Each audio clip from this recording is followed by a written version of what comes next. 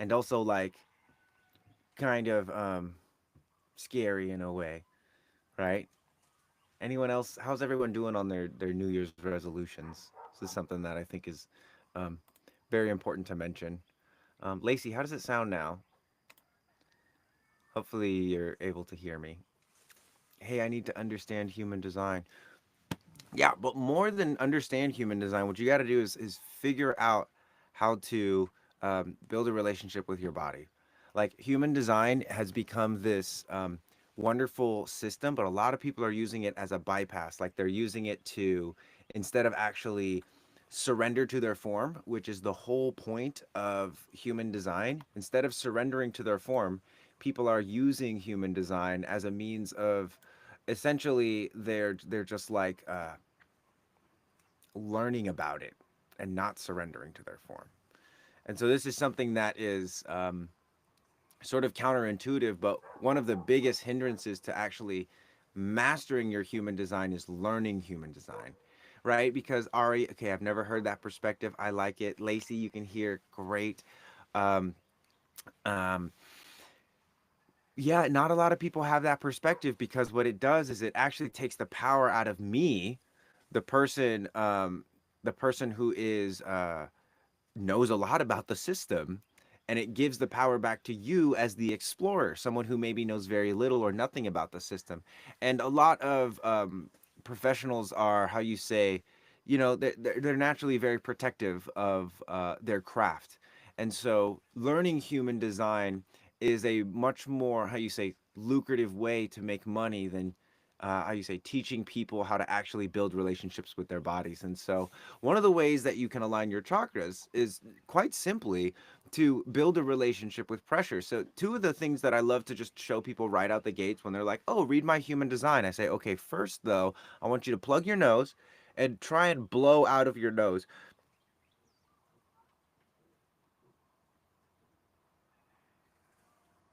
And while you're doing this, keep doing it if you're actually able to do it. Do it and notice what happens to the pressure. This is positive pressure. This is like an explosion. What happens when you attempt to contain an explosion, right? Three, two, one, release. Okay, that's one exercise. The second exercise, you're gonna do the opposite. It's gonna be like a vacuum. You plug the nose and you suck in. So start doing that. See what happens when you do that. My ears pop and there's a lot of pressure near my eyes. Okay, cool, Ari. Awesome. I love that you're actually doing this. Plenty of people come in here and ask questions, and when I give them answers, they're like, "No, no, I want the answers to my questions." I'm like, "No, no, your body has the answers to those questions. You just have to give your body an opportunity to answer." And so, in order to do that, I'm not going to answer it. Like aligning your chakras. This is aligning your chakras. If you're still sucking in, great. If you're not, no worries. There is definitely a common thread of people will experience like panic, like, oh my God, what was that? That was like kind of a lot. Like I was trying to breathe in, but air is right there, but I'm closing my nose and oh my God. So there's a lot going on here. And this is what we're pointing at, which is like, don't learn human design. Spend more time with this sensation. Spend more time cultivating the suction in your body and the explosion in your body. I didn't like doing either of those. No panic, but I definitely did not like it. Right. Yes. So we need to get used to discomfort. Yeah, you need to learn how to tolerate discomfort because life is uncomfortable, right? And everyone is seeking comfort as a way of like living a full life. But what happens when you're too comfortable? That's when the vices start to set in. That's when you start to become obese. That's when you start to take your partner for granted when you're too comfortable. And so it's like make your life harder or life will make your life harder. Does that make sense, guys? And if you want to learn more about this, I have a membership called the Archive where we literally are teaching. Oh, thank you for the cake video. That probably looks so funny on all my non-TikTok non-TikTok streams. But we're teaching an approach to human design that is fully somatic. Okay, there's a little bit of head and ajna, um, but it's mostly like, hey, do these exercises and look and see what the results. So how can we check if they're aligned? Well, if those are hard for you, or if they are, your mind is, how you say, spinning, or if you can't get energy to go down when you're pushing, or when you're sucking, you can't get energy to move towards your body, towards your heart, then that's how you can tell if they're blocked. If it's like effortless and easy for you, your senses are your, and you understand what this is, you're going to see this as like an opportunity to train, the same way like a very advanced martial artist would see an opponent who might be his enemy. He might be trying to take the thing that he loves, but there's an inherent respect for the opponent in being able to actually challenge me. This is the thing, is people feel threatened by life. Just as like a blanket statement, most people feel threatened by life, and it's because they are not a threat. They are not the threat themselves, and they're unable to tolerate a lot of sensation because they have underdeveloped senses. Their faces are small, they're squinched, they never open their mouth up. Like a fun little exercise, how wide can you open your mouth and how long can you keep it open for?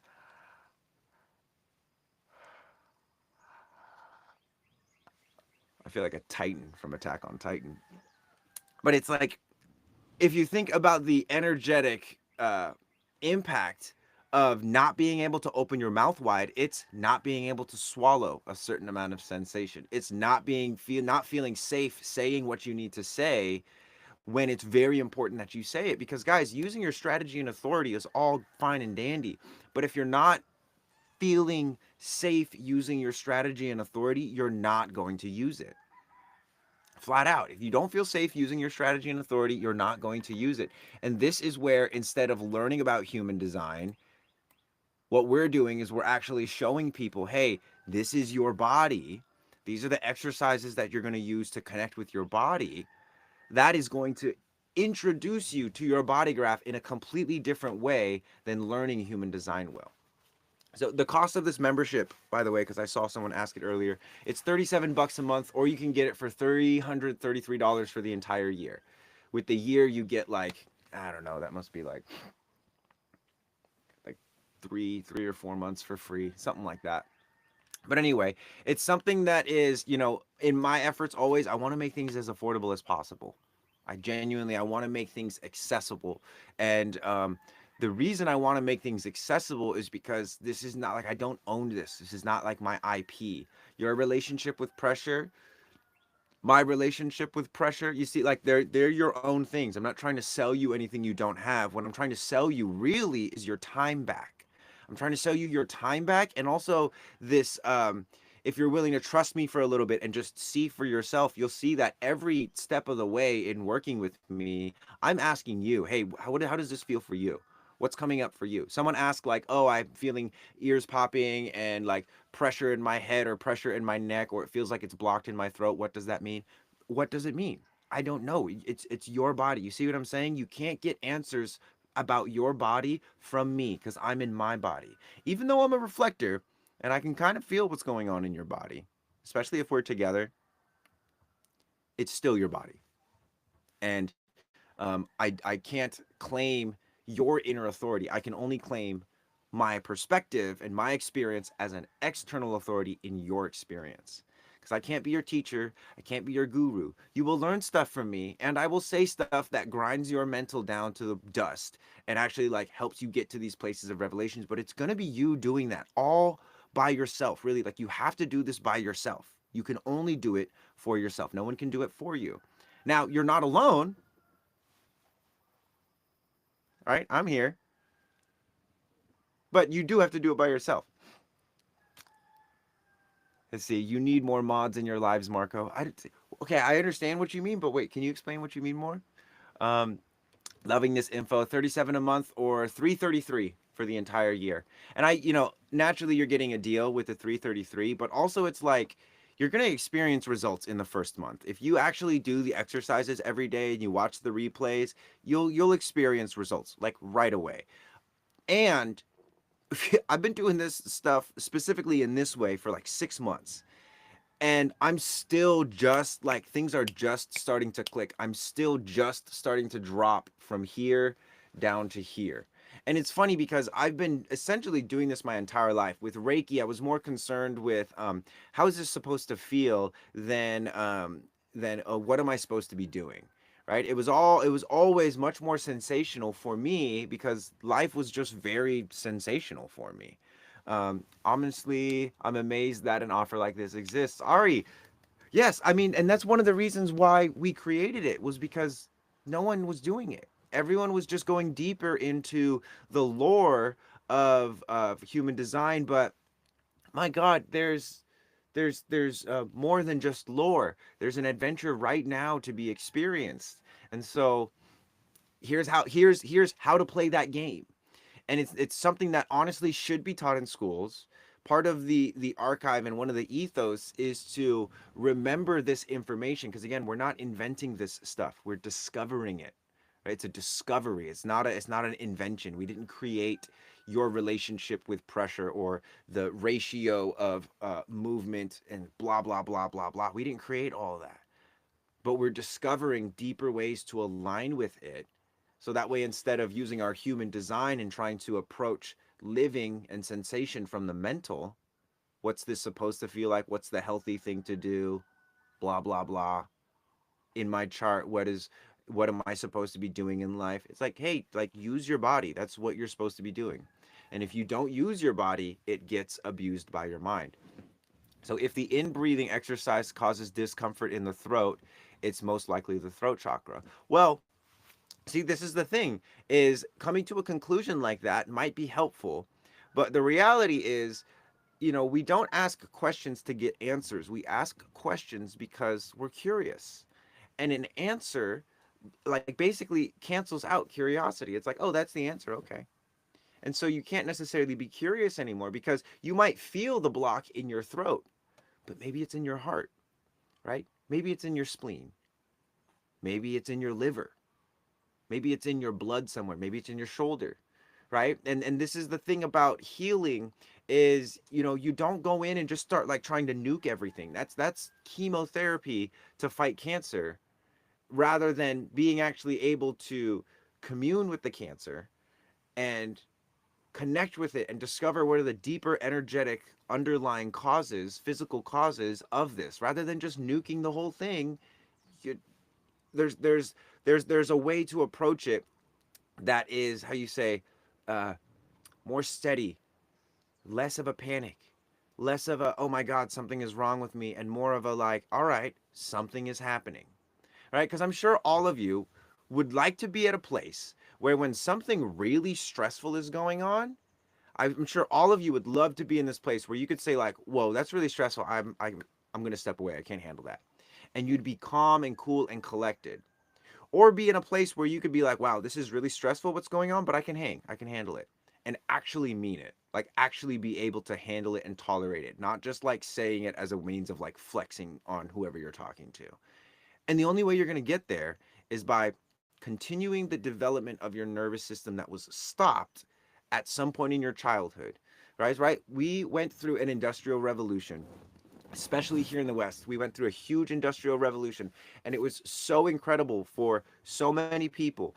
And at the same time, everybody got put in desks. Everybody got put in front of computers. Eventually, people are getting smartphones in their hand, and we're on the precipice of what's happening is a information revolution. We have AI, blockchain, millions and billions of dollars can be transferred in the blink of an eye now and be verified, and we can track that and legitimize it.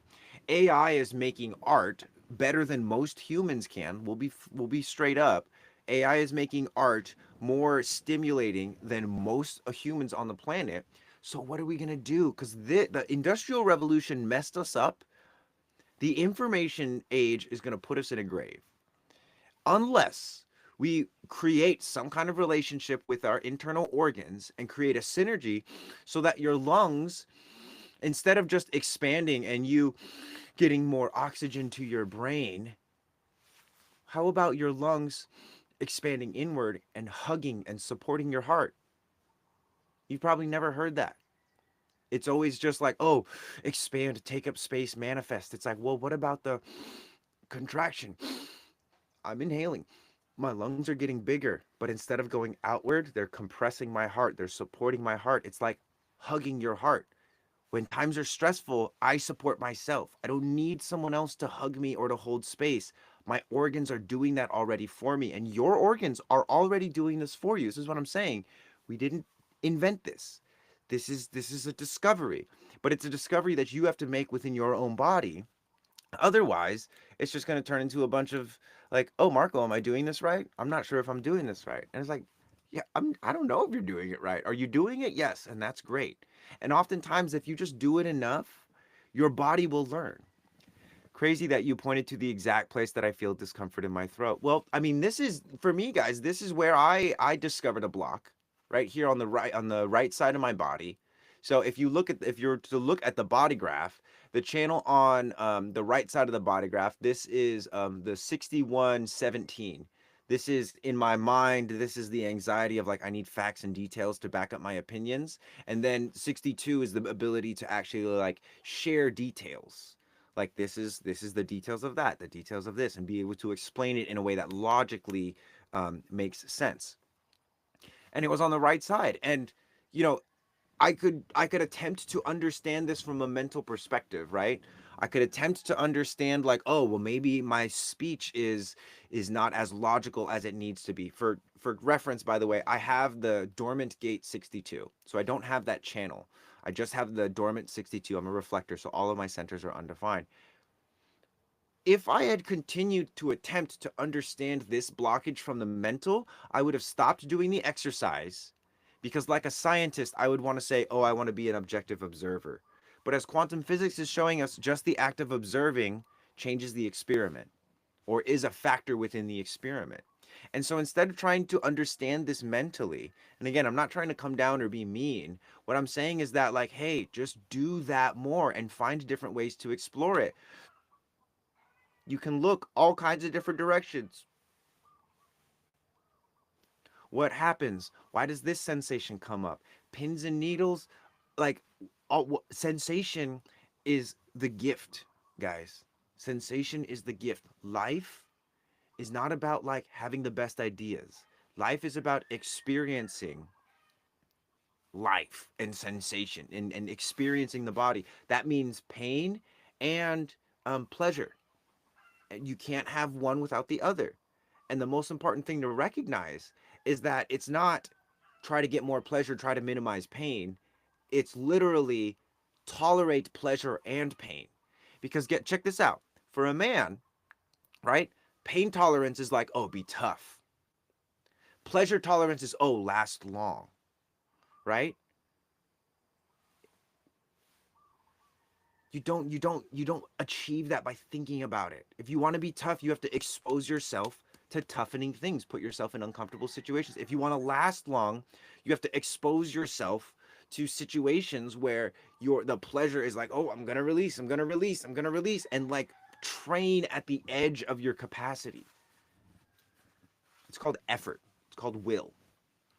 You're being informational. Good job staying on track with reading the comments, by the way.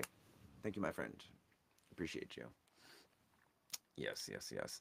Speaking of which, I gotta go pee, so I will not keep track of the comments. I'll be back. But if you guys are enjoying this live, do me a favor, like it, share it if you can. Even just like clicking the share link, TikTok will think that you're sharing it, and that will be great. Like the live, share the live, follow me if you're not already following. I'll be right back. I'm gonna go pee pee.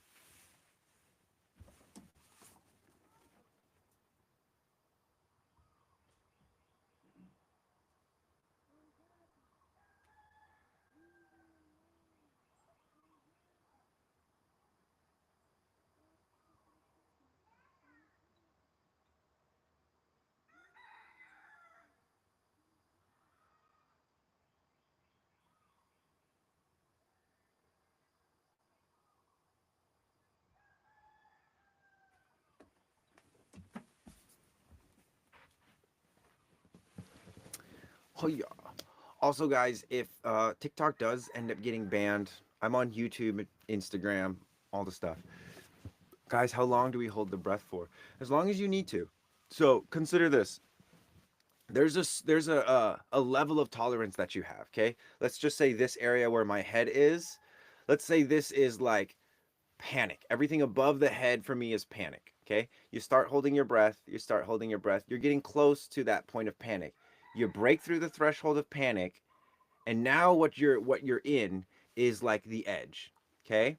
What I'd like you to do, especially for starting this out, the goal is not to how long can you hold it and what's the most amount of will. The goal is for you to be where you're at. And once you hit that state of panic, right? Stay there for a couple seconds and then let go. So again, it's not this is not necessarily biohacking, right? Because a lot of people are doing this thing where they're biohacking a undeveloped nervous system. So they're applying all these supplements to a nervous system that is underdeveloped. That's not going to develop the nervous system for you. That's just going to amplify the nervous system that you have. So if you could imagine, like you have a product and you've sold 100 boxes of this product, but the product is pretty mediocre.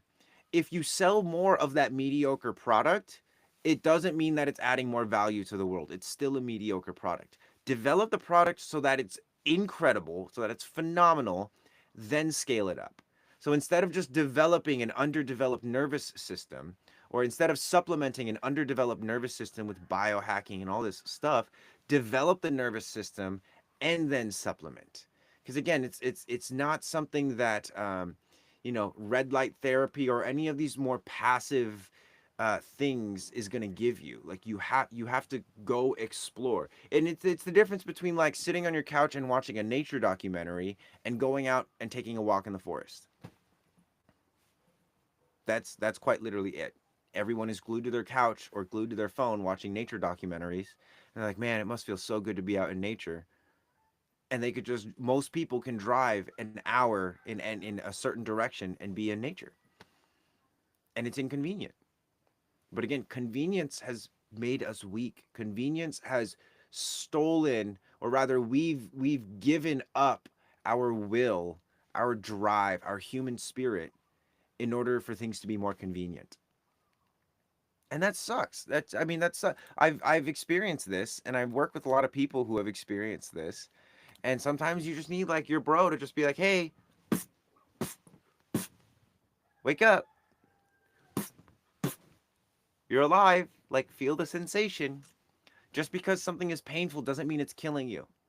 Probably some of the best situations in your life came as a result of you experiencing pain. And some of the worst situations in your life came as a direct result of you experiencing pleasure. And so when it comes to morality, there's no good or bad when it comes to sensation. There's just the sensation. Right? Like most people think about cancer, think about any kind of disease. What are the sensations that are associated with those diseases? No one freaking knows because all they care about is trying to get rid of the disease. But it's like, if you can start to explore the sensation of what that is, instead of just trying to get rid of it, then you actually are closer to getting rid of it than if you just.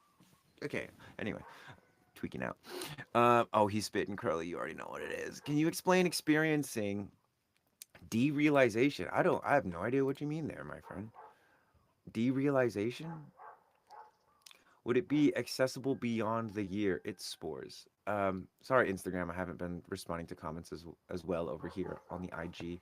Um, what do you mean by will it be available longer than a year? If you get the year membership next year, you're gonna get it'll just go again. Um, just drink ginger. Yeah. So what do you mean by derealization, Amanda? Because I understand deconditioning. So do dreams have any meaning? Personally, I don't think so. I think dreams have about as much meaning as a passing thought. And the reason I think that they don't have meaning is because, or not that they don't have meaning, but they only have as much meaning as we assign to them mentally, is because we don't experience sensation in our bodies, in our dreams, like we do physically. Unless the dreams are like very powerful, most of the time it's this like VR thing. But sometimes your body will actually experience dreams, and then those are actually not dreams. Those are like that's actual astral projection. Um, but it's when you're sleeping, I feel like it's challenging to discern the difference between, is this a dream or is this an actual astral projection. And my sense is that if you're able to experience something from the dream in the body, that it's more astral projection. That's why people freak out with sleep paralysis, because there's all this sensation. But they're like, wait, what? It's astral sensation. It's not of the physical world. It's of the energetic world, and so it's very foreign and it freaks people out. So Lacey, I think they mean disassociation, depersonalization, by the derealization note. Ah, okay. All my dreams have directions to the future. Right, but so does your mind. And I'm not trying to like take dreams away from people. Again, this is just how I understand it. I don't spend time analyzing my dreams. Like, why did I see this? Why did I have holes in my teeth? Why did I have, my hair was falling out? I pay more attention to the sensation that I'm like waking up with. Like, oh, I feel really like um, you know, like really small today. I feel really like oppressed or suppressed. Like I'm not looking for a reason why. I'm just looking for the actual sensation itself. So your subconscious mind picks up subtle cues that you don't consciously pay attention to. So when you write your dreams out and draw them out, they usually make a map or instructions of your environment and habit. Right. Which doing that about your normal day-to-day life also does that. So what I'm saying is dreams are not necessarily anything special in the sense that like it's the same like when you're awake we're also dreaming, right? It's this like mental and unconscious overlay over this. So well, in design they have three dream realms: light, brain, earth, heart, and demon, gut realms. Right. Yeah. So, and this is something that admittedly I don't know a ton about in terms of the dream realms.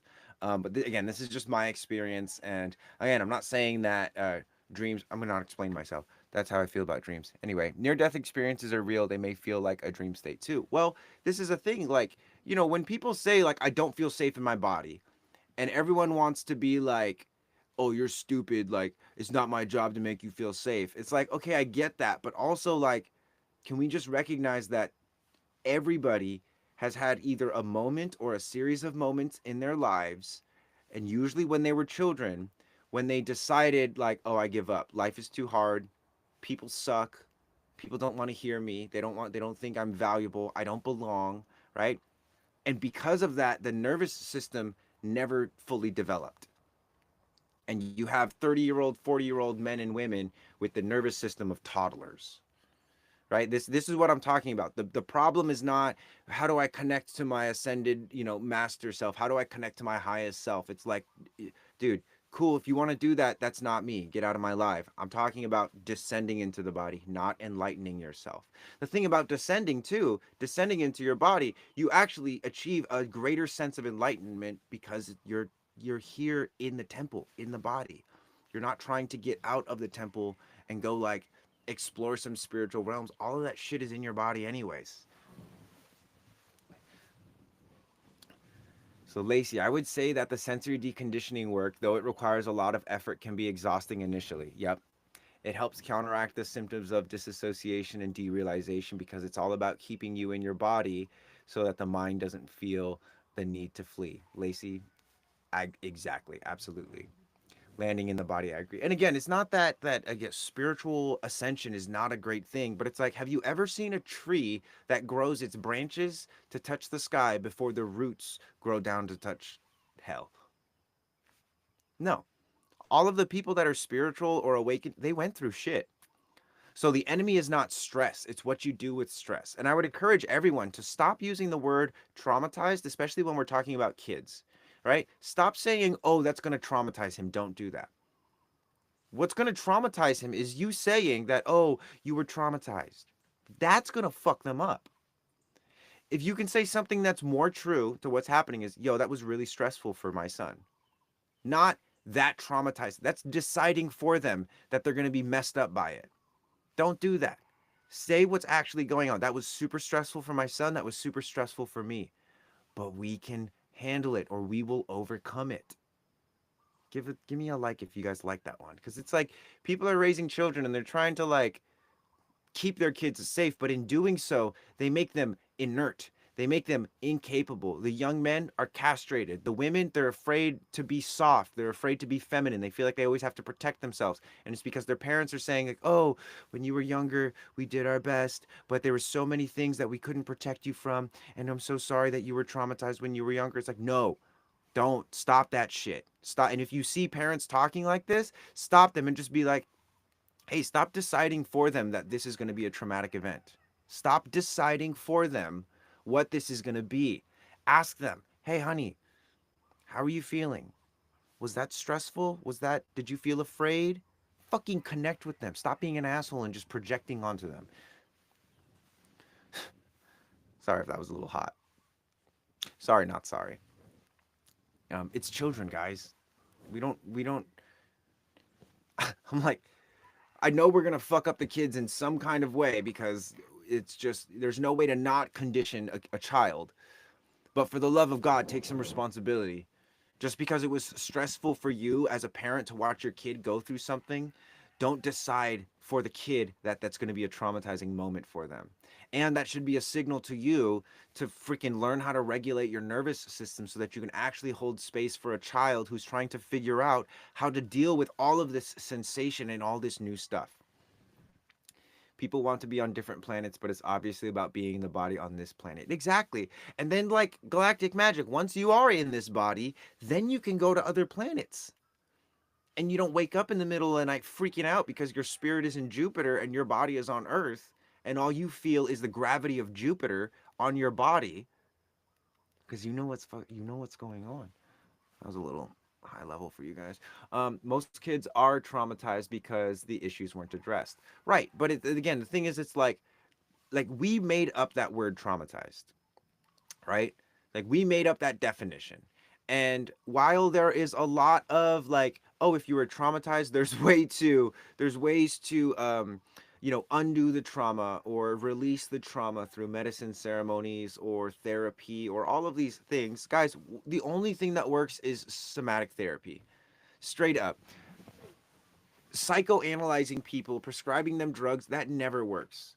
Okay? I mean, and if it does, the people are just deeper in their dysfunction, but they're being validated by all the people around them. So it feels real, but it's not. They still have no uh, ability to navigate sensation in a safe way. Because, like I was saying earlier, if someone doesn't feel safe in their body, you can't just tell them, well, feel safe. It's because their mechanisms for feeling are underdeveloped. They're easily overwhelmed, just like kids are easily overwhelmed. Right? Like, you ever seen a kid walk into a spider web? Oh, oh, oh, oh, oh. You ever seen an adult walk into a spider web? Oh, oh. It's the same shit. And not that I'm like better than anyone else, but I've developed my nervous system. When I walk into a spider web, it's like, oh, there's not that much of a reaction. And it's because I've put myself through a lot of training. I've watched punches come at my face. And I'm like, all right, don't move. Just take the punch. Don't blink. Ugh.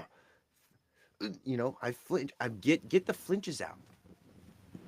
Right? Get the if you flinched, two for flinching. This is very much so a masculine thing.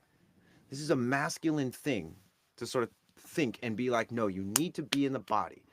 The feminine's role is to be like, hey, you need to get out of the body a little bit, my friend. Right? They're connected to the non-physical world in a beautiful way that for men we're very much so babies there. And we need each other. The men and women need each other. So anyway, the kid screams when an adult drops something, they just pick it up. Classic toy falling out of the palm or the pram. What is the pram? Not the two for flint. You guys remember that? And it's like at the time it seemed like a dick thing to do, but if you really objectively look at it from like a non-victim standpoint, it's like and there's bullies and assholes, but it's like one of the things that we would do in martial arts. I did eskrima, which is Filipino stick fighting, and we had this strike that would come right across the head. So imagine a stick coming right across your head, and we would start doing it really slow, and we would teach you how to defend against it. But if you didn't duck, you'd get hit in the head. And so if I'm swinging this stick slowly, and you're blocking, but you're not ducking, if you miss the block, the stick is still going to hit you in the head. So as your instructor in this art, what I'm going to do is I'm going to hit you in the head. I'm going to show you the consequences of not getting your head, the most important fucking thing, out of the way of the actual danger. And over time, people would get hit in the head, and then what would they do? They'd, they'd start ducking. And I've trained kids like this before, and they start ducking. They're like, oh yeah, that's dangerous. But what most people are doing is they're saying, oh, don't hurt the kids. Don't They can't handle it. They're weak. They're traumatized. Fuck you. Okay? I'm not swinging that hard. It doesn't really hurt that much. Everyone's afraid of laying a finger on a child because, oh, there's all this political correctness and bullshit. It's like, dude, please stop making these children to out to be as weak as you are. That's what it is. There's the opposite. There's like putting kids through shit that they don't need to go through. Fuck that too. But most people lean towards like the being really soft and stuff. Anyway, another thing that happens when I'm swinging the stick at your head slowly, trying to get you to build the awareness of how to protect yourself or keep yourself safe, move yourself out of the way of danger, is before I even start swinging, they duck.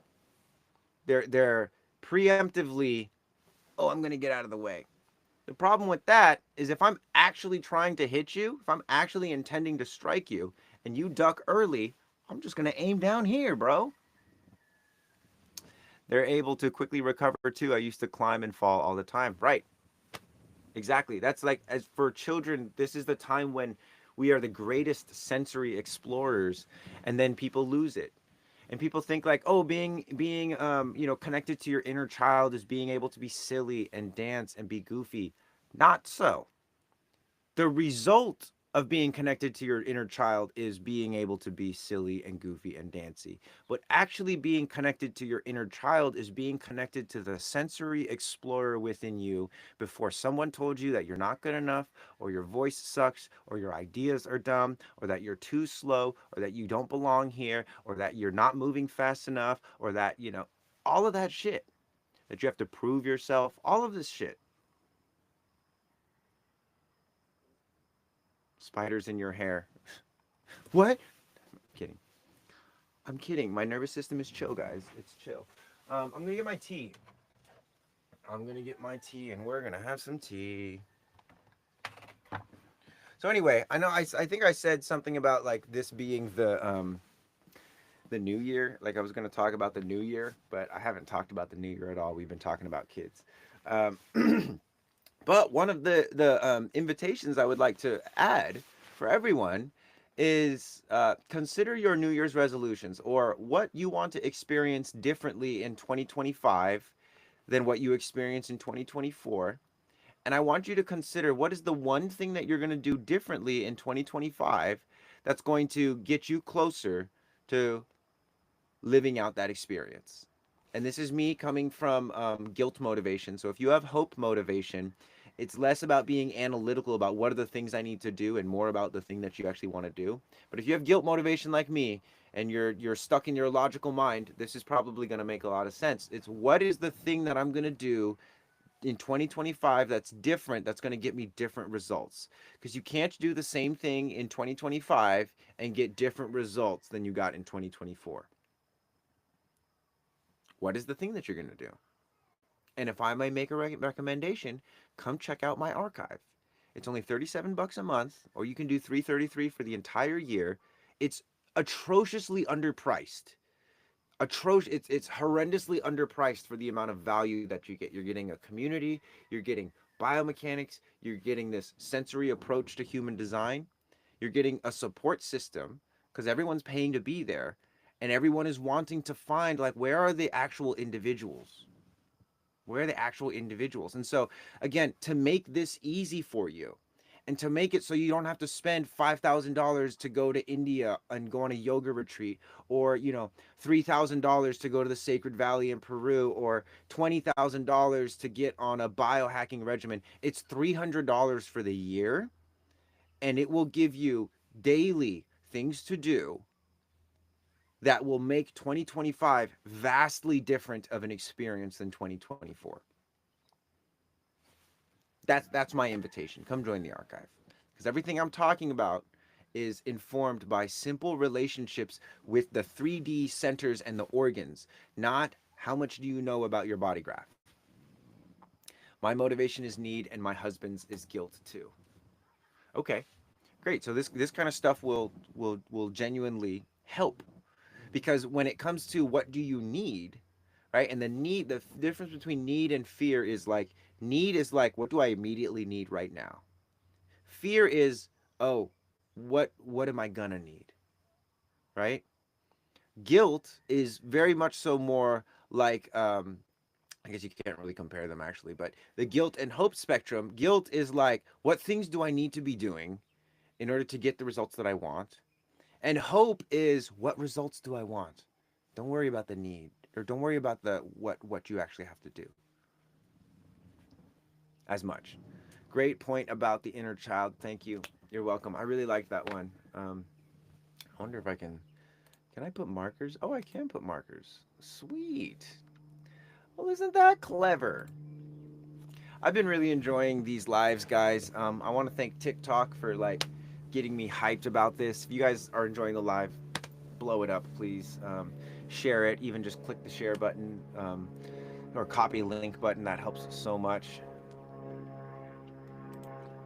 I've got to head out. Love you, Lacey. Catch you later. I don't know if I caught you on that, but anyway, thank you for being live, Sarah Plasters. You're very welcome. Yeah, it's, again, like,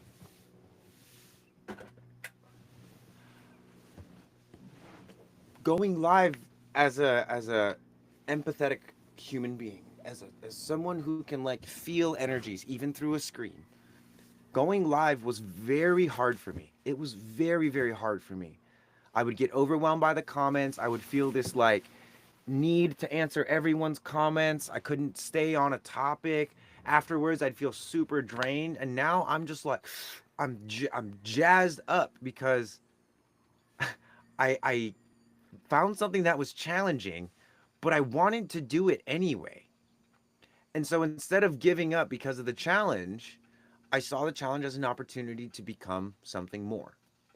And this is the thing about your resolutions in 2025. And the thing about, these exercises is like, when you find that that's as far as you can go, that's a great thing. When you find that there's a block, or I can't do this maneuver, or it's really hard, or I'm really panicking when I'm doing this one, or like I just feel really numb, like I want to check out and run away and I want to stop doing it. That's a great situation, because you've actually found the work that you need to do. It's not some mysterious, like, oh, I guess this gate is in transit, so I guess I'm going to work on this energy. It's like, what physical pain, what mental, emotional pain in your body are you ignoring by looking for, oh, this is going to tell me about this and that's going to tell me about that? It's like, none of those things are going to tell you about shit, because your orientation is looking externally when you really need to be looking first internally.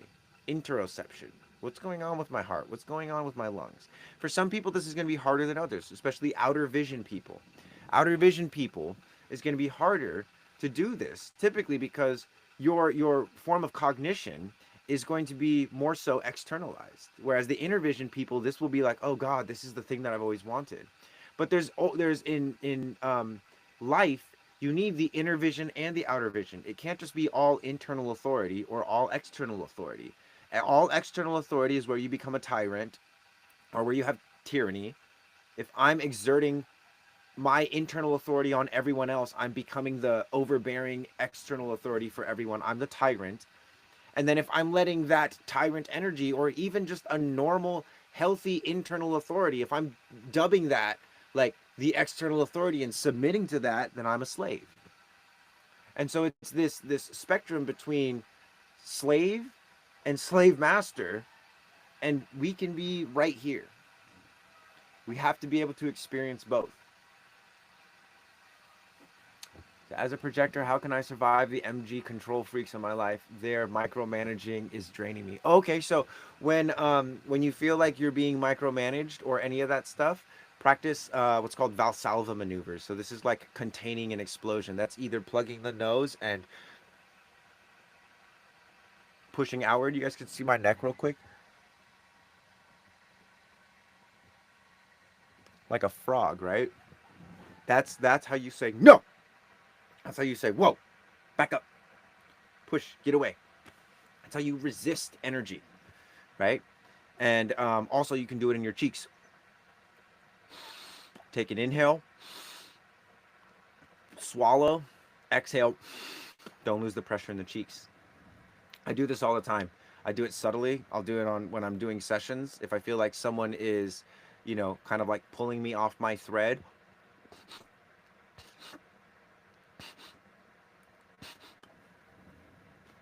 it's like, should I do it fast? Should I do it slow? I don't know. You experiment with what you've got, and let's see where you're at. So I love the sacred calibrations. My kids are waiting for it on our morning school drives. Dude, Charleston, sacred calibration for the kids. Guys, I'm gonna put a rush order on this project. So I've been thinking about making a sacred calibration app with Alexander, the guy who developed neutrino design, and I'm gonna go put some fire under his butt because that comment right there, Charleston, letting me know that your kids are waiting to play this game, um, that touches me really deep. So thank you for sharing that. Yeah, I appreciate that big time. Um, and understanding our impact, like we can never really fully understand our impact, right? Because if you impact one person, then maybe they go on to be a father or a mother. If you impact one person, maybe they don't go on to be a father or a mother. And because of that, a hero is born, or because of that, a villain is born. You know what I mean? So it's like we think that understanding is so valuable, but it's not. It's not. Like think about this. I think it was Spotify that did some kind of like um, survey to see if the zodiac signs meant anything. And they said across the board, according to the data we collected, zodiac signs don't mean anything. You take 100 Pisces and there's no like common, oh yeah, I resonate with that. You take the Capricorns and there's no like, oh yeah, I'm definitely that way. It's like they're like astrology is a pseudoscience, it's a hoax. And it's so funny cuz it's like you watch people that like they feel so smart and so confident in stuff. But there's a very important factor that this data is leaving out, and that's conditioning. Not everyone lives the way they want to or the way that's natural for them. Most people live in a state of conditioning. It's called a paradigm. It's well studied. Okay? Survival mechanisms, it's very well studied.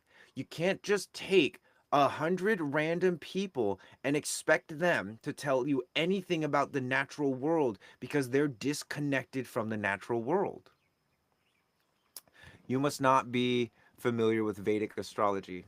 I don't know if you're catching my drift here, Damaris, but I'm arguing that astrology is a real thing, and that when these people who have their cool data points are like saying, "Oh yeah, because there's no correlation between these people, and the personality traits, that it doesn't mean anything." What I'm saying is that those are just random conditioned people.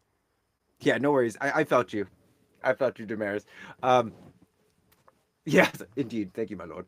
Um, and so it's funny because again, there's this data that comes from the mental. Well, let's cut it up and observe it in the lab, and it's like it's going to behave different in the lab than out in the natural world.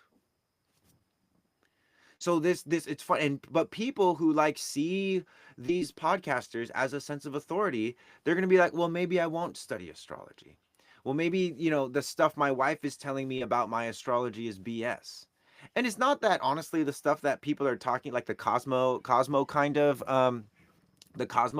astrology is helpful. It's just it's play stuff for the mind, right? What is the actual experience of it? And I'm actually genuinely curious, like, where are the people that actually live out their astrological signs, their human designs, not because they know that, oh, a Pisces is supposed to be like this, so I'm going to be like this. The unconscious competence is what I call them. Where are those people? Where are the people that are perfectly using their strategy and authority? Yeah, I never do. I just wait for things to come, and if I got energy for it, I do it. And my life is great. What's human design? Like those people Those people, I'm not saying they're, again, I'm not saying they're better than anyone else. No one is better than anyone else. But in terms of um, living examples, there are so many living examples of unconscious competence. People that don't understand from a mental perspective how they do what they do, but they know what works for them and what doesn't work for them. I was thrown for a minute too. Yeah, I go quite around a ringer. Steve, yes, please, sacral calibration. So, I mean, let's do one right now. Deep breath in, exhale. I'm gonna ask some questions. All you gotta do is respond with an any kind of sound. Body works as well. Okay. Are you standing up? Are you cold? Can you hear any music? Are you drinking anything? Is it daytime? Is it nighttime? Are you hungry? Do you feel well rested? Do you feel emotional about anything? Do you feel excited about what you're doing later today? Have you been baptized as a Christian? Do you find it challenging to meditate? Do you love yourself? Do you like yourself? Do you love being in this world? Do you like being in this world? Do you have a defined sacral? Do you have an undefined sacral? Do you want to learn more about your human design? Wonderful. Deep breath in. Exhale. Sacral calibration complete. Right. So please tell me how that felt for y'all. Or if you have any responses like this surprised me or any of that stuff, let me know. That's called the sacral calibration. In human design, the sacral is the center of sexual and creative energy. And for people who have this center defined, means it's connected to other centers and colored in, it means that your sacral is consistently going to respond. When something comes towards you, your sacral is either going to go, ooh, let's eat that. Let's make love to that. Let's work on that. Let's put some energy into that. Or it's going to go, ooh, uh, get that away from me. Now, if you have an undefined sacral, it means that your sacral is going to inconsistently respond. Meaning that sometimes you will be like, oh, yep, and that will be correct for you, or that won't be correct for you. But also, because it's undefined, if you're with people, especially people that like you're really close to or you respect highly or they respect you a lot or you're making love with them and you're swapping fluids, right? If you have an undefined sacral and you're around others or you're conditioned by others, your sacral sounds might not actually be about you, they might be about the other person. So for instance, I've been making all these videos with that half, I'm a half horse, half man. How could she ever understand? Right? I've been making a lot of videos with that sound because for especially for men that have undefined centers, um, it's natural at times for us to let other people lead. And for men, a lot of the times I feel like that is kind of blanket stating a weakness. Oh, you're a man, you should always lead. It's like, well, what if someone else is better fit for leading? What if my partner is actually better fit for leading me at this point? That's what the undefined sacral will let you know. It's like, oh, this is really going to satisfy these people over here. Now, while it's not necessarily something that I really have energy for, if it's going to satisfy these people here, I'll do it. Now, you're going to run into trouble when you start to forget that that's what's happening. When you start to think like, oh, my friends are excited, I'm excited too, and you don't consider that I have my own gauge of energy, and that gauge of energy is very much so woven in and connected to the people in my life. So if you have defined sacral, this is healthy to practice. If you have undefined sacral, this is also healthy to practice. And if the other person also has an undefined sacral, does it still affect me or not so much? Well, this is a situation where you get into the like, what do you want to eat? It's like, I don't know. What do you want to eat? I don't know. Well, I'm down for anything. Well, I'm down for anything. That's like two undefined sacrals. Now, most of the time when you have two undefined sacrals, and two beings that are connecting, a lot of the times that sacral will actually become defined, right? And then there will be some sort of like, oh yeah, we together have energy for this. And you can track this, because, and I've done this my entire life, anytime there was an event that I wanted to go to, I always wanted one of my friends to come with me. I wasn't really a fan of going places alone. A lot of times I didn't have the energy to drive there or drive myself back, but once I was there, I'd have the energy.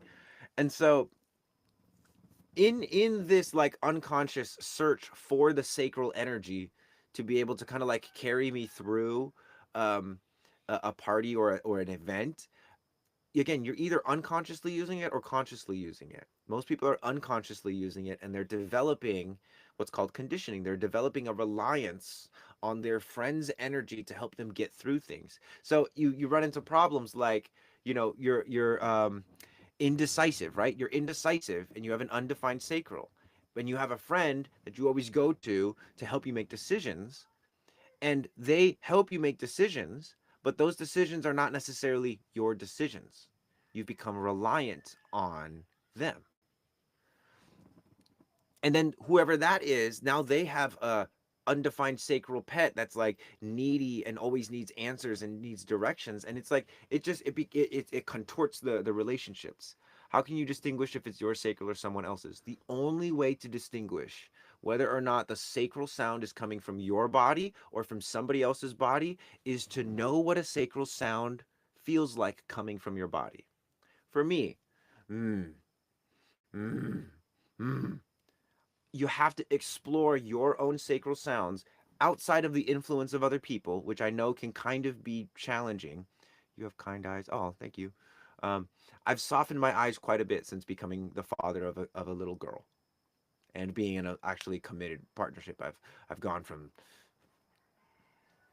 to a little bit softer. But anyway, and so the only way to distinguish the difference between a sacral sound from your own body and from somebody else's body, especially if you have an undefined gut, is to like catalog, get a baseline, do an audit. What does a sacral sound feel like coming from my own gut? You have to do this for a while, but it has to be a sensory.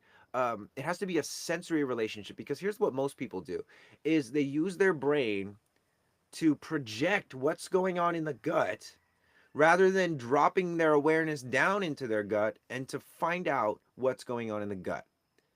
The mind says, "Oh, I have this camera and I know the architecture of my human design, so I can look at my gut, and I just hung out with this person, and because I hung out with this person, they have the 27 and I have the 50, and so that makes a defined gut." And it's like blah blah blah blah blah, shut the fuck up. Start building a relationship with your gut, whether you're defined or undefined. Develop a relationship with your sex organs. I guarantee you, most of y'all are probably in relationships where you have an undefined gut and the other person has a defined gut, or you have a defined gut and the other person has an undefined gut, and neither of you are there because you want to be there. You're there because, oh wow, someone wants me, or someone wants me to want them. Half the people in relationships right now are in relationships like that, and that's not a bad relationship. But that could be the last time that you're in a relationship just because someone wants you to want them or you want to be wanted. I just confused the heck out of myself with that one, but hopefully that landed for some of you. That was a halfway decent clip as well.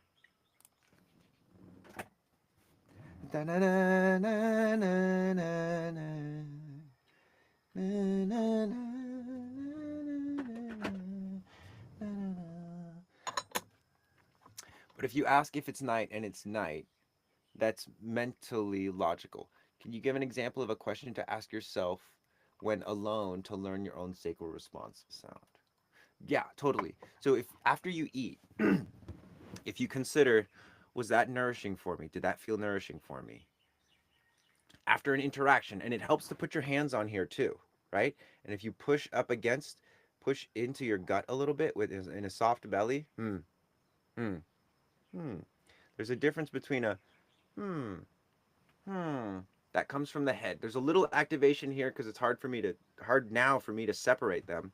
But there's the difference between a hmm and a hmm. Your gut will move. So Questions like that, right? Do I feel bloated? Do I feel any inflammation in here? Um, yes, the logical ones, the simple ones. Those are actually great too because they don't require a lot of thinking.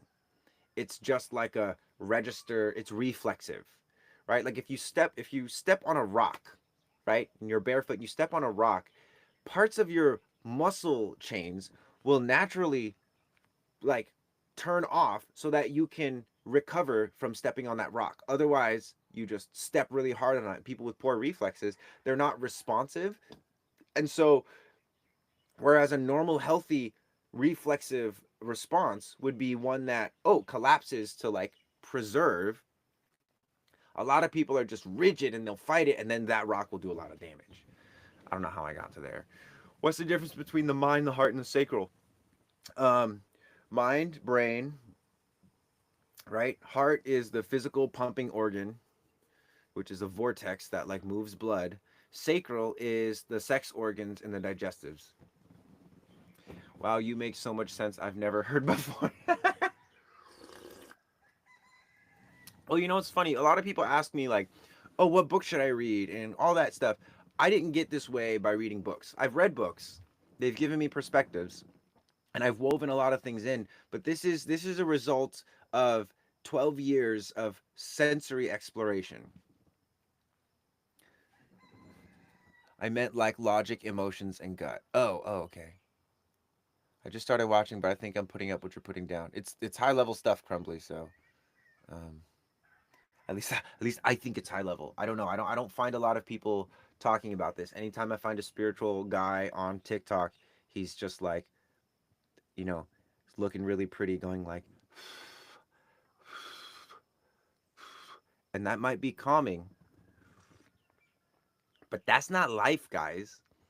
Life is, hey, where's the report? Hey, I need more space. Hey, you need to do more. Life is fucking challenging, guys. So, not that I don't think that the and the ASMR is all cute. Dude, it's a band-aid. And if you keep putting band-aids on an infected wound, you're going to lose your arm. And if you have friends that want to keep putting band-aids on you, you don't have friends. You have something else. God, I'm so brutal now. Anyway, real spirituality doesn't always look pretty. Yep, big time. Can you help with perspective? I'm drowning in apathy despite my job, marriage, and house on the line. Steve, I mean, brother, you know what you're talking about, right? There's all this stuff that's going on, but I'm not able to be present for it, right? Apathy, I'm like numb to it. One of the things that I would suggest you start practicing is Valsalva and Mueller maneuvers, which you can do them in your nose and your mouth. Valsalva is positive pressure, like containing an explosion. Hold on, just got to verify my non-NPC ness. Mueller is sucking in like a vacuum. So what you're gonna do, my friend, is I would make it a regular daily practice. Plug your nose and try and push out. Drive that pressure down into your body like you're trying to take a shit, and explore different angles. Then plug your nose, suck in, and explore different angles. Then positive pressure Valsalva. Inhale, swallow, exhale. Don't lose the pressure of your cheeks. Then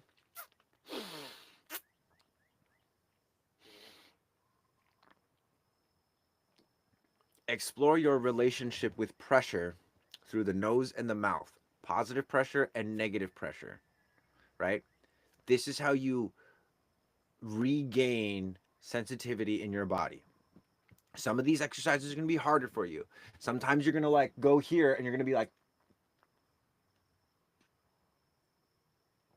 why can't I swallow? I don't know. All I know is that you can't swallow, and that if you give up now, you're going to be apathetic for the rest of your life. I think that's what will help you the best, man. And there's more to that, but that's the first steps. and I'm very happy to share that. That's not a trade secret by any means. And I do have a membership that if you want to learn more and you want some support, and you want to go deeper with that kind of work, it's called the Archive. It's 37 bucks a month or $333 a year. You get like 4 months for free with that. It's a screaming good deal. This is early entry, so we're probably going to raise the price up. But if you lock your subscription in, it'll be that way forever. Link is in the bio.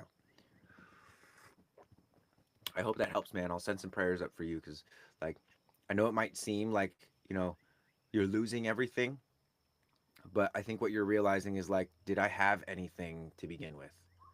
And so sometimes we don't realize the value of something until it's being taken away or until it's gone. And there's a reason why you ended up on this live, Steve. Yeah, like I said, make it a 10-20 minute routine in the morning. Just put yourself through work. Like give yourself that effort. You want to get all of the sensation and thoughts into your body.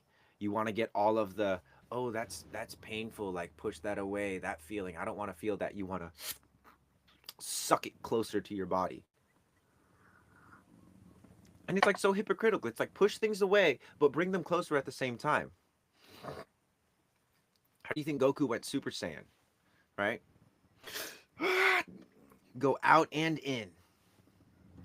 Make life harder for yourself so that life becomes easier. That's what I'm saying. I'll say it again. Make life harder for yourself so that it makes life easier. Get stronger.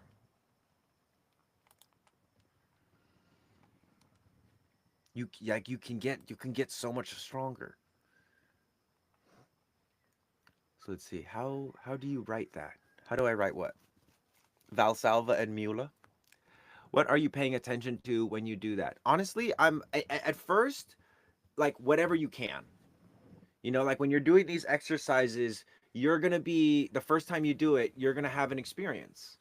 And there's no wrong experience, right? There's no morality like, oh, that was good. You did good on that exercise. That was not good. You didn't do that. Like there's no proper technique here. The proper technique will suggest itself because we're not looking at techniques. We're looking at sensation. We're looking at the senses. Like there's no wrong way to smell, right? But there is like a very shallow way. There's a very like fearful way of smelling, which is appropriate if you're smelling to see if something is poisonous versus if you know something is safe and I'm trying to lose myself in the sensation. Versus if I'm like pretending to lose myself in the sensation because I'm on camera. Like there's a difference. There's like overinflated sensation and then there's under sensation, and none of them are bad. It's just how you experience it. So how do you write that? The breathing exercises. What do you mean by write? Eveline? You're asking me how I physically write it out? I don't understand that. Love that explanation. Yeah, because again, and this is like the question I'm asking back to you is like, what are you paying attention to? And what does that, maybe what does that mean for you? And I'm less interested in what it means for you and more interested in like truly like what you're going to do next. Are you going to be like, oh, that was a weird sensation, I don't think I'm doing it right, I'm not going to do it anymore because I don't think I'm doing it right and I don't like to suck at things, which is why I'm not good really at anything.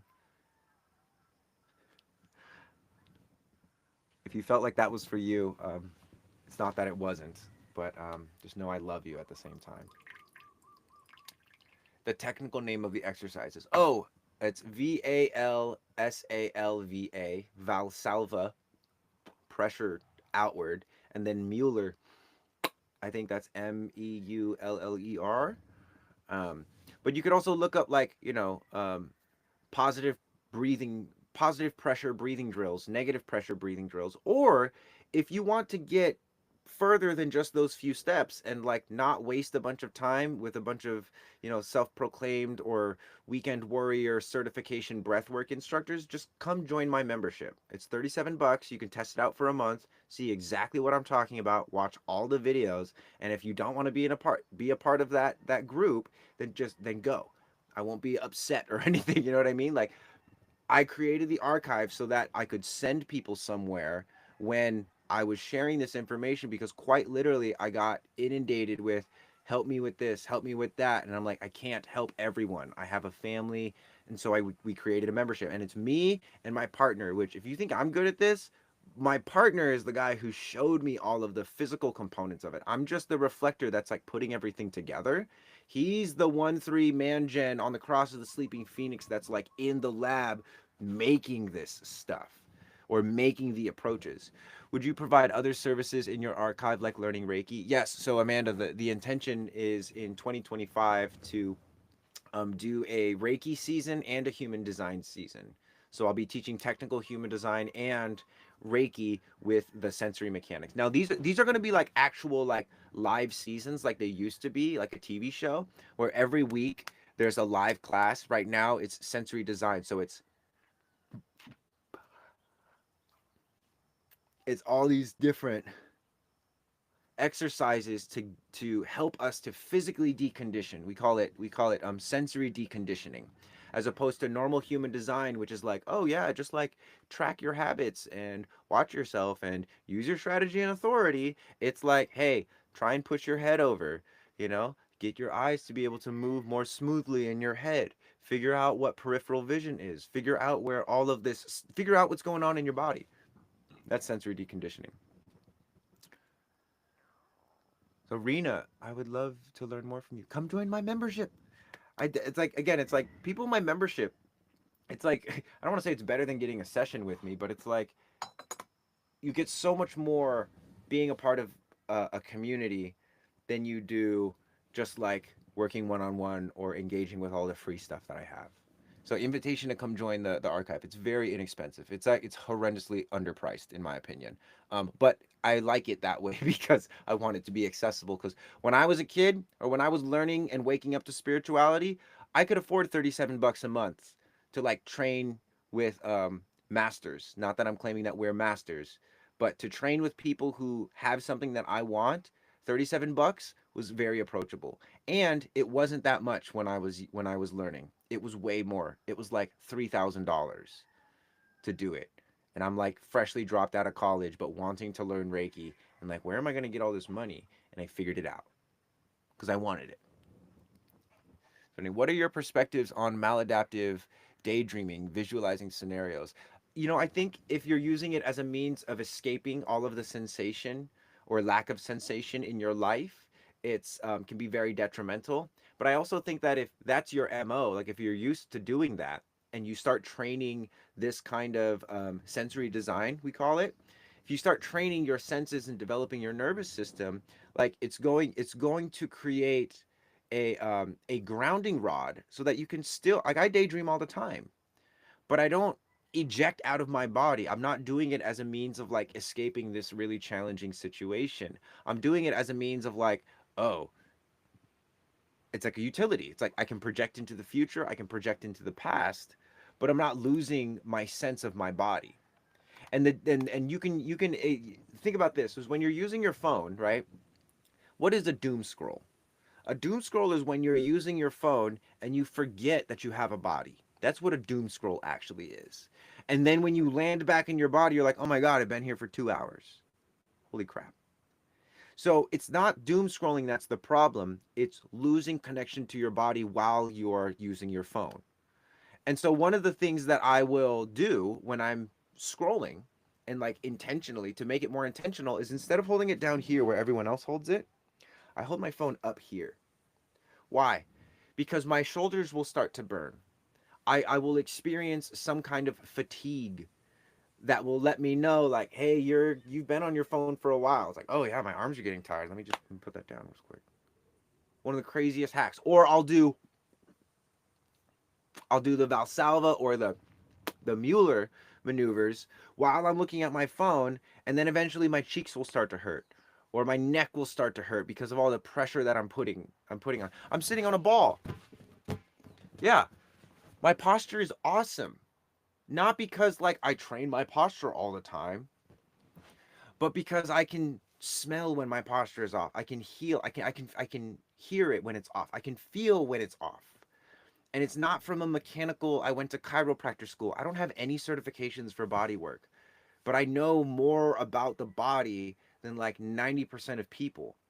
Like I'll be talking to like massage therapists and chiropractors about this stuff, and they're like, "Wow, that's really interesting. I've never heard of that."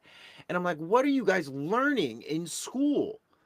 And then I know doctors who I know exactly what they're learning in school. They're learning how to diagnose diseases. They're learning how to memorize a list of symptoms and the proper protocols to treat those symptoms, right? They're like salesmen for the pharmaceutical company. You only have to take one class on health and nutrition to become a doctor, which is ridiculous. Oh yeah, your posture shows so much aura and confidence. Thank you for recognizing. Anyone can do this. I'm not special. Just because I'm a reflector actually means that it, you know, objectively speaking, and I was talking to a really great creator, Jawon, she's super edgy and I love her so much. She does like demon magic and all kinds of like wild stuff into the occult, and she's just like legendary. But you know, one of the things that she was kind of like reflecting back to me is that a lot of the reflectors are women, or if there are men, that they're they're not like in their warrior. And I was thinking about it, like I'm definitely the most deadly reflector on the planet, and I don't say that to like flex on anyone. It's just a matter of like, dude, that's just how I was raised, how I was trained. That's where so much of my confidence comes from. It comes from the fact that I'm a threat to others. People respect me. They're going to respect my daughter because I'm a threat. I'm not going to hurt you unless you're going to hurt us or take something from us that's not yours. But I am a threat. And men have attempted to become less threatening, less dangerous as a means of making people feel more safe, and it's made the world incredibly dangerous. Why are most reflectors women? What's the logic behind that? So it's not that most reflectors are women, it's just that most reflectors in like the spiritual space are women, because most male reflectors just become slaves to other people's external authorities, and it's really sad. And a lot of women reflectors do as well, but women are more inclined to ask for help and get support, which I needed a lot of support when I was kind of like waking up. I had a lot of people around me, my family, my teacher, Marissa Morris, um, you know, angels and entities on the other side that were like supporting me. And when I like was like out of recovery, it's kind of like when Neo first unplugs from the Matrix and he's like, "Why do my eyes hurt?" And Morpheus is like, "Because you've never used them before." And so he's like a baby, right, in the real world, but then eventually he becomes the one. It's like that. And I've gone through the process of like being a baby and being overstimulated and having to shut myself away. I've been doing this for 12 years, guys. And I could have started sharing a lot sooner, but I have 48 in detriment. And so I will prepare. And the thing that made me really want to share it was having my daughter, because I was like, I know things that's going to make the world a better place, and that's going to help people in their lives, and I want to do that now. I actually have a reason to do that. I will feel guilty if I don't do that. Do manifesting generators make good manifestors, or are they better at joining a team slash manifestors? It depends on your definition of manifestors.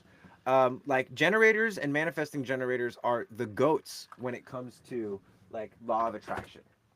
If a manifesting generator or a generator would just learn how to sit still and just listen and wait and respond, everything that they could ever want and they took care of themselves would just come right to them. Generators and manifesting generators are the true manifestors according to law of attraction type manifestors or manifestation.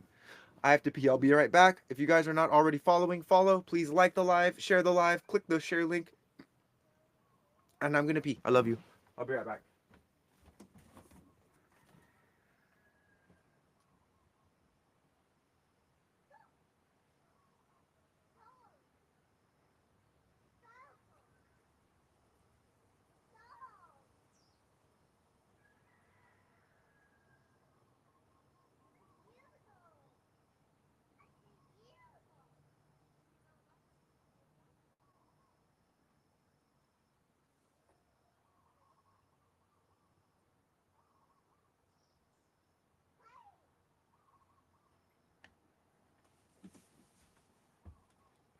And we back, and we back. Oh wow, yes. I learned a lot about how my energy works when I learned I'm a reflector. But man, is it hard, she, her, to know what's mine. Yeah, well, again, it's hard because you can't really know from a mental perspective. You can only believe this is mine or believe that it's not yours. Because what the undefined centers actually are is it's telling us the constitution of our physical organs, and you can't gauge the health of a physical organ through the mind. Like you have to use the nervous system, and by mind I mean the consciousness alone. Like you have to use the body's, like the body has mechanisms for telling you about the health of an organ or the adaptive strategies that have been artificially implanted into an organ.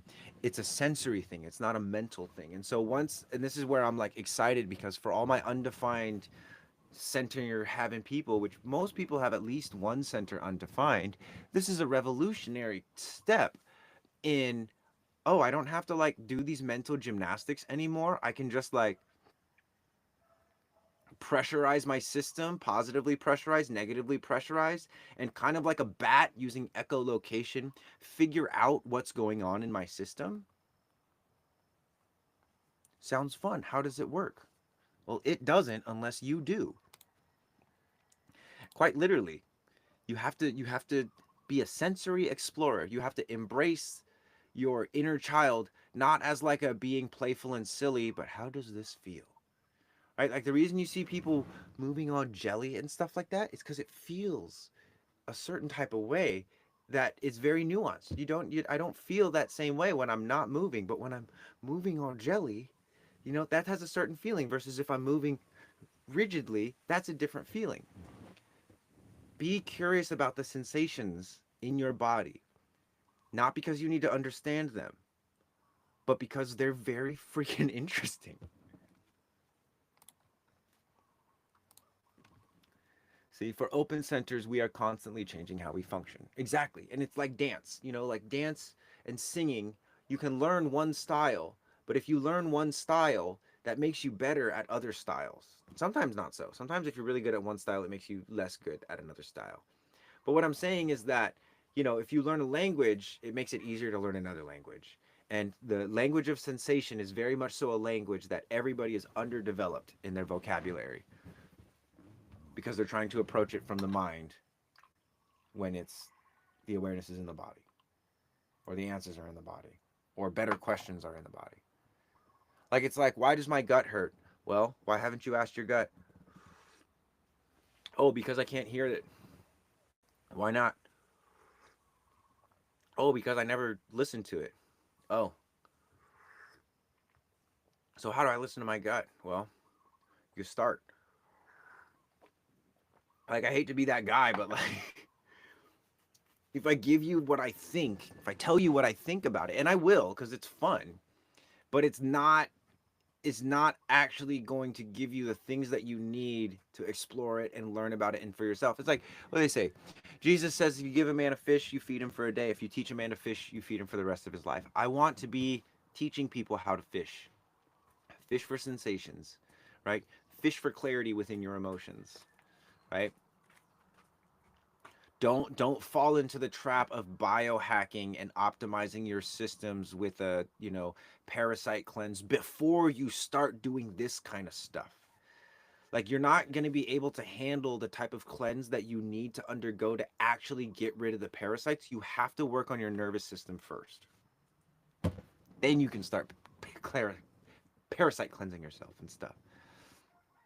I love it. I appreciate it. That's helpful. Yes. Yes.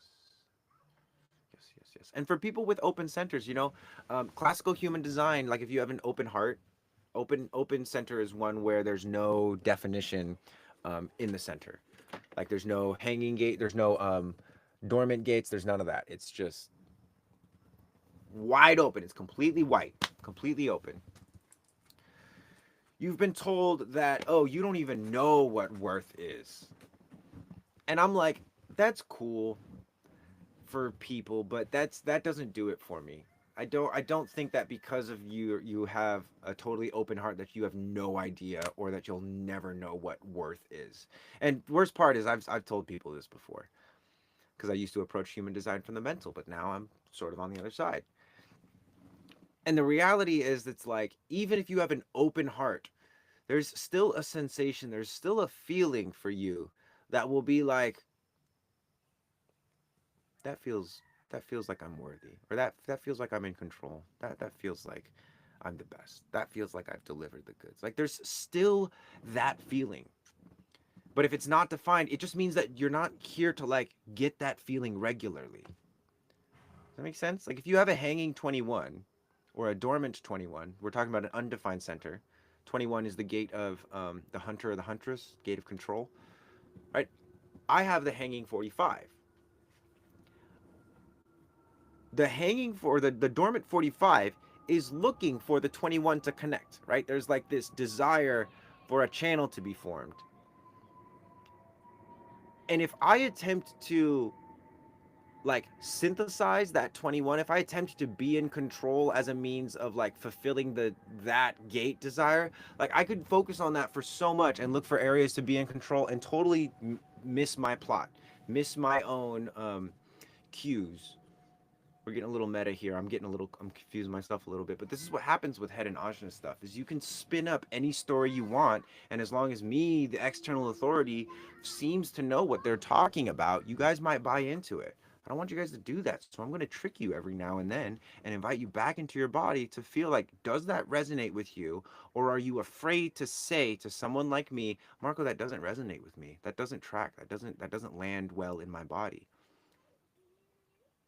Because if you're afraid to say that to like an internet stranger, what happens when you start falling out of love with your partner and they ask you, "Do you still love me?"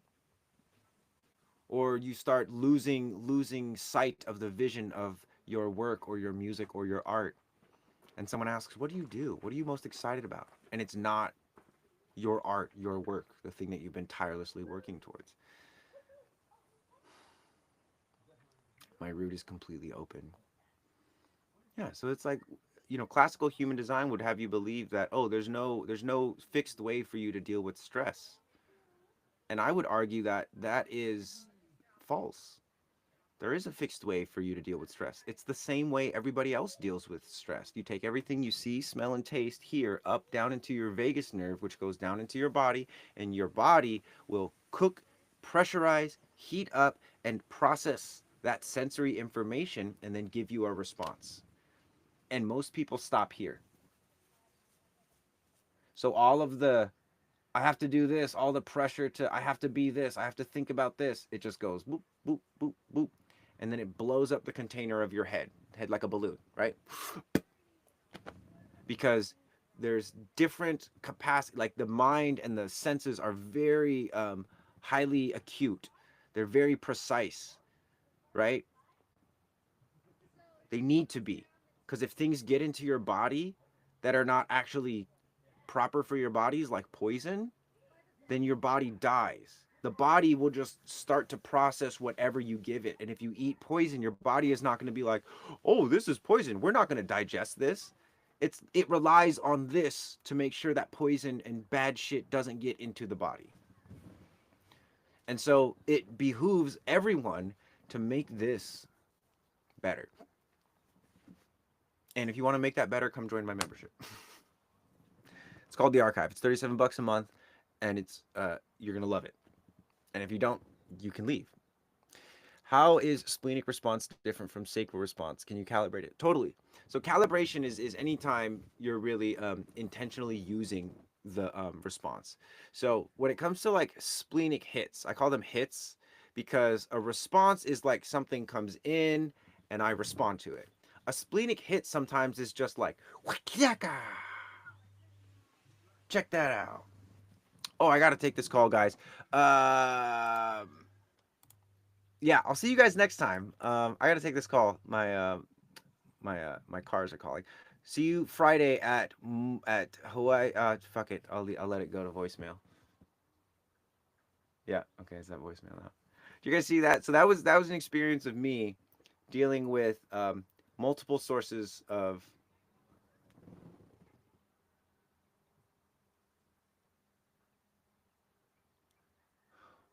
dealing with multiple sources of root pressure. Like I got you guys right here, which I'm tending to. That's one source. And then the other one is my car is in the shop and they're calling me right now. So I'm just gonna call them back in like 5 minutes. I was trying to do all that in one, but I am gonna sign off. But I just want to call myself out there. Like I didn't panic, but I definitely was like, oh, okay, I guess I'm gonna. And you guys saw that, and I know you saw that. So I'm just gonna be the first one to call myself out again. Breath work is Mueller and Valsalva. Again, you guys can Google this for yourself. You can look it up. Sensory, exploration, sensory experiences, blah blah blah. My thing you'll find on reikimarco.com. You'll find it on the archive. I want to invite you to my thing because there's plenty of people that are out like teaching and giving somatic experiences, but none that are doing it the way that we do it. And so come join the archive if you're interested in this stuff. Prana, oh, so I'm literally about to sign off. Um, but maybe Friday if we can lock that in. That would be cool. It's amazing. Oh, in the archive, yeah. Prana is an OG. He's been doing human design since like '97. He's actually a physical therapist as well, and he's recently in the archive and has some exciting feedback. Which again, it's like I always how you say get really excited to get feedback from signature generators because I know that if it wasn't like for them, they just wouldn't say it. And so anyway, but with that, guys, I'm gonna log off. I'm gonna call back my mechanic so that I can get the details on my car. Hopefully, get everything fixed before this weekend. Then I'm gonna do a bunch of traveling. You guys have been wonderful. Again, if you're not following already, follow. TikTok might get banned, so if you're not following me on YouTube or Instagram or one of my other platforms, if you want to stay in contact with me, please do that so we can stay in touch. That's pretty much it. My website has all the links that you'll need to the Right Human Design books, the Right Human Design app, how to get one-on-one sessions with me, how to get your own custom report, how to join the membership. All of that is on reikimarco.com. The link is also in the bio. Love you guys so much. Hopefully I'll be seeing some of you soon in the community. Peace.